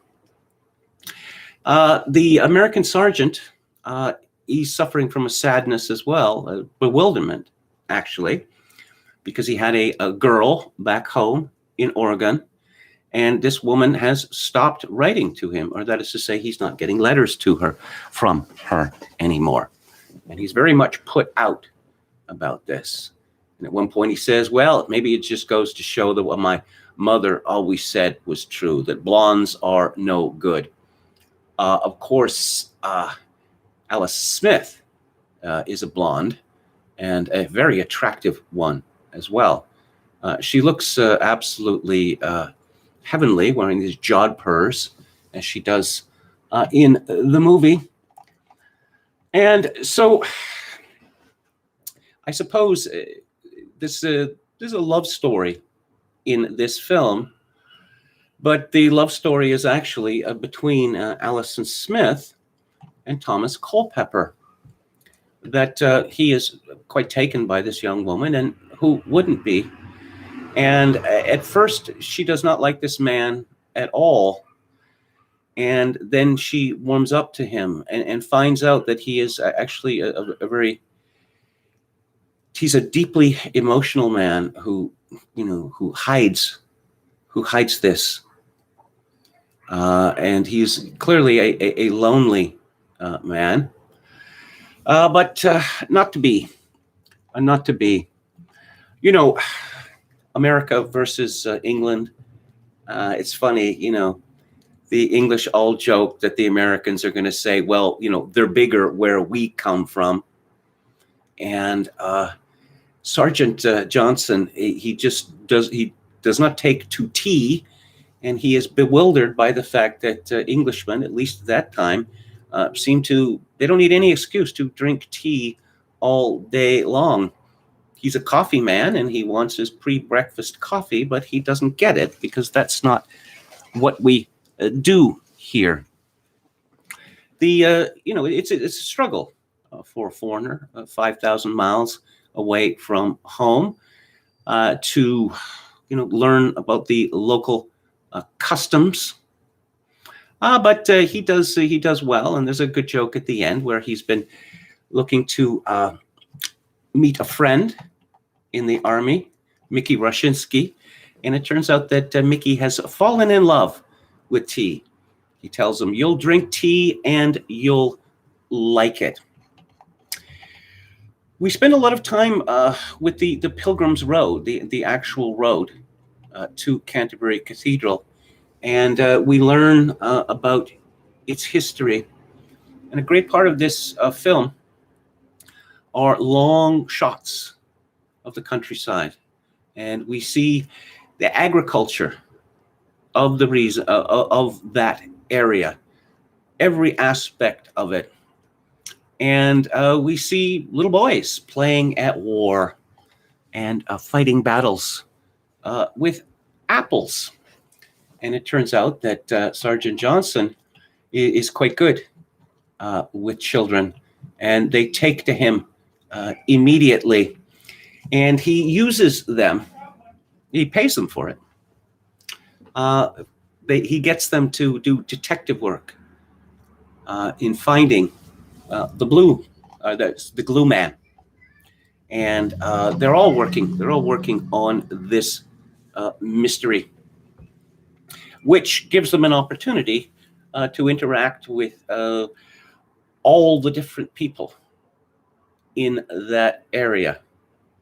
And I suppose, because motor vehicles were much prized at the time, they have gone back to horse and cart, which is very rustic indeed. But, it's obviously a lovely way to tour the countryside. There were no freeways in England at that time. So one of necessity would have to travel on these old roads, which gave one the opportunity to immerse oneself in the glories, the glories of the Kent countryside. About the last 20 minutes of the film is kind of a paean to Canterbury Cathedral itself, which is one is really rather shocked, despite the pictures of the one that's seen of just how large it is.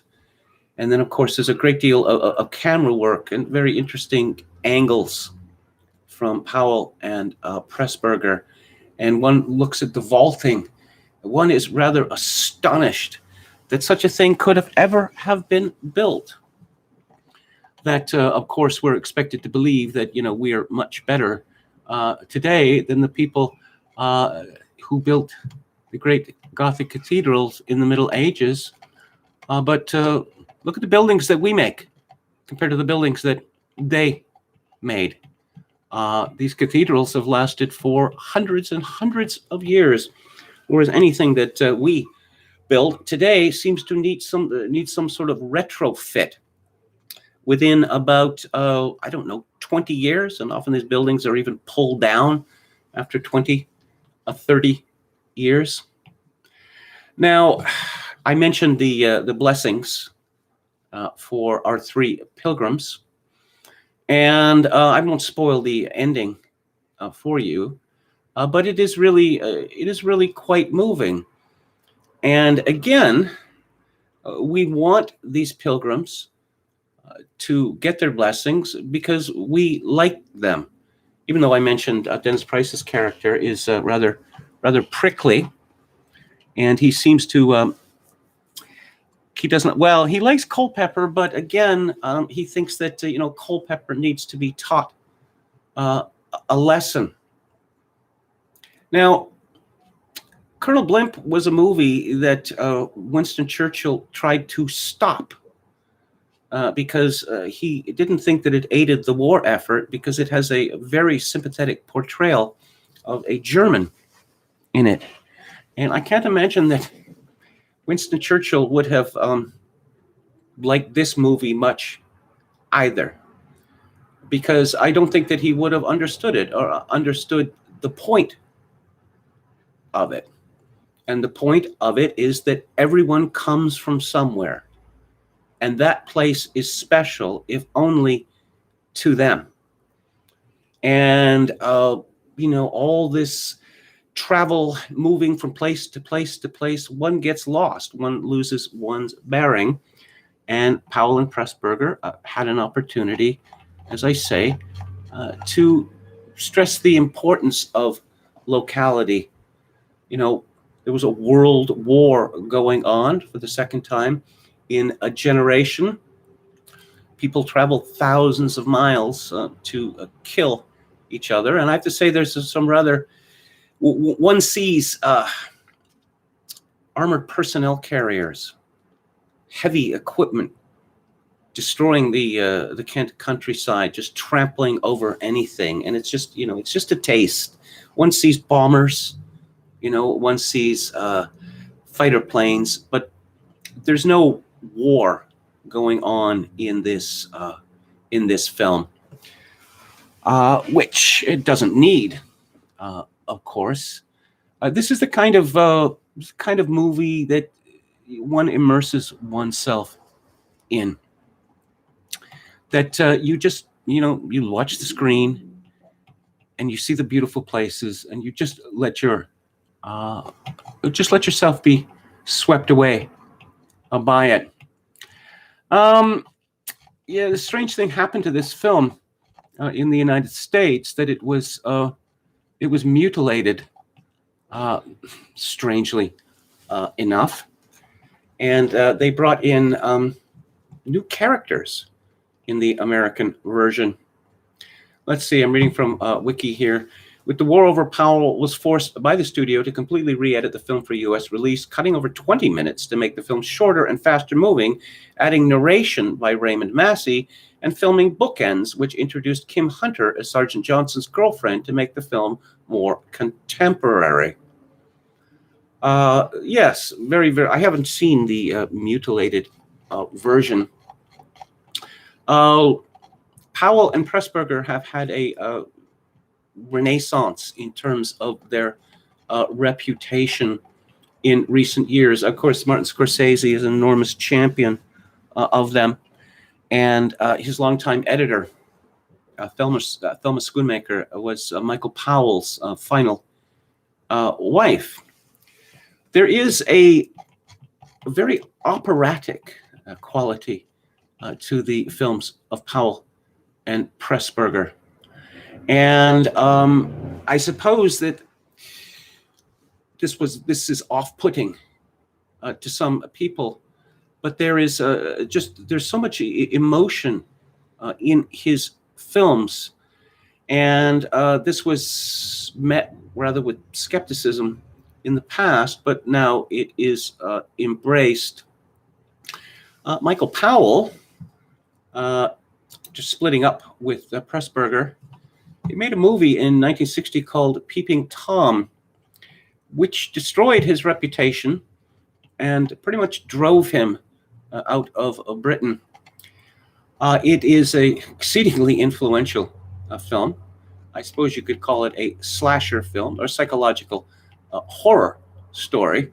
And I don't know that it would cause much sensation today, but at the time that it came out, Michael Powell was vilified as a monster. And he ended up, I don't know, his last films, I don't know, they're not as good as his previous films. His last film was Age of Consent, which is filmed in Australia, which has a young Helen Mirren in it, and very attractive. She is too. It also has two great actors, James Mason and Jack McGowran. But any of the Powell and Pressburger films from the 1940s and 1950s are just they're great. They're all great. This and Tunes of Glory makes me want to see everything Price was in. I think when I reviewed Tunes of Glory, I pointed out the sad truth about Dennis Price, that he was a self-loathing homosexual who traveled with a brutal male minder who beat him. And upon closer inspection, this person was revealed to be a lesbian. The sad thing is that he thought he was no good as an actor. And he's so good in everything that he was in. As I say, it's a sad story. Anwar says the bit of the hawk turning into a fighter at the beginning was very good. Yes, indeed it is. Laramie Hurst says, I think Twitter is down right now. Oh dear, that makes me a little worried. Portman was very good as a German naval officer in the Bedford incident, a movie partially ruined by Sidney Poitier. I don't believe, I've seen a lot of Sidney Poitier movies. I don't know that I've ever seen that one. Let's see. Oh, we're talking about Jeffrey Dahmer. Okay, here's something absolutely bizarre about Jeffrey Dahmer. This is true. That he was in the process of murdering a young man, a Cambodian, I think. And this fellow snapped out of it, and he ran out of Dahmer's apartment naked, screaming that someone was trying to kill him. So Dahmer came out rushing after him, and a policeman had showed up, and Dahmer explained, that they were lovers and they'd have a lover's feud and everything was going to be all right. And the police just watched as Dahmer dragged the Cambodian man back to his apartment and to his death. Okay. Let's see what is coming up on the culture bits of this show. Next week, February 4th, I'm talking about a classic movie, Fritz Lang from 1931 called M, and it stars Peter Lorre. February 11th, I'm going to be discussing a film from 1973 by Don Siegel, Charlie Varick, starring the great Walter Matthau. February 18th, Henry King, 1949, a book about Second World War, American aviators, called 12 O'Clock High, starring Gregory Peck. And on February 25th, Michael Curtiz's Mildred Pierce from 1945, starring Joan Crawford, which is a really good movie. Let's see. On the book club next week, I'm going to be talking about a book about movies, specifically one movie. Goodfellas by Martin Scorsese. The book is called Made Men by Glenn Kenny. On February 12th, memoirs from famous English rock critic Nick Kent called Apathy for the Devil. On February the 19th, another memoir, this one by Alexander Solzhenitsyn, of his time in America. It's called Between Two Millstones, Part 2. And on February 26th, I'm going to be discussing Klaus Schwab's already notorious book, COVID-19, The Great Reset. And on Music Monday, February 1st, I'm going to be discussing the politics of punk rock. So that is the show for today and this week. And once again, my apologies about missing 2 shows. It won't happen again.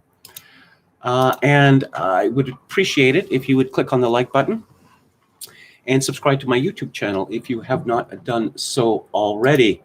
If you would like to make a donation to this site, which would be very much appreciated, especially now, My PayPal account is linked to Kevin_Grace@hotmail.com. Once again, Kevin_Grace@hotmail.com. If you're Canadian, you can make a donation to this live stream directly via Interac at kevingrace@shaw.ca. And I will leave you with my traditional benediction. In these days of social atomization and civilizational collapse, I do dearly wish that you, my dear viewers and listeners, manage to form a genuine human connection in order to ease the burden. Good night.